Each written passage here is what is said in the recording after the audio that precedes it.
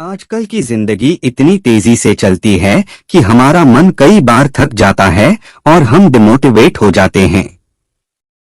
पर जब हम इसी स्थिति में एक मोटिवेशनल कहानी पढ़ते हैं तो हमें नई ऊर्जा का आभास होता है और हम फिर से जीवन में उत्साह और प्रेरणा का अनुभव करते हैं।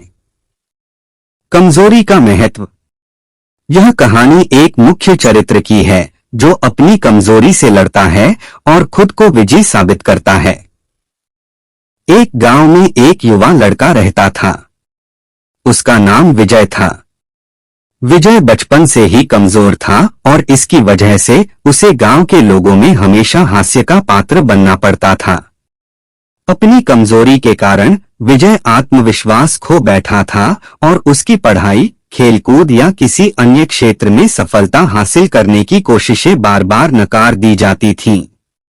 एक दिन एक बुद्धिमान आदमी विजय के पास आया और उसे देखकर समझ गया कि विजय के पास अद्भुत क्षमताएं हैं।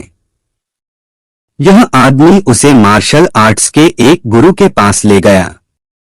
गुरु ने विजय को प्रेरित किया और उसे अपनी कमजोरी को स्वीकार करने की सीख दी। उसने विजय को यह बताया कि हर कोई कमजोरी रखता है, लेकिन महत्वपूर्ण है कि हम इसे कैसे स्वीकार करते हैं और इसे अपना फायदा कैसे उठाते हैं। विजय ने गुरु के उपदेश को मान्यता दी और अपनी क्षमताओं का उपयोग करने लगा। धीरे धीरे उसने अपनी कमजोरी को हराया और खुद को विजयी साबित किया। वह मार्शल आर्ट्स में अद्भुत कामयाबी हासिल करने लगा और उसकी पढ़ाई में भी सुधार हुआ। उसने अपने जीवन में सफलता की चोटी छू ली। इस कहानी से हमें यह बात सिखाई जाती है कि हमारी कमजोरियां हमारी योग्यताओं को कम नहीं कर सकती। हमें अपनी कमजोरियां स्वीकार करनी चाहिए, लेकिन हमें उनका इस्तेमाल करना चाहिए ताकि हम खुद को सशक्त बना सकें।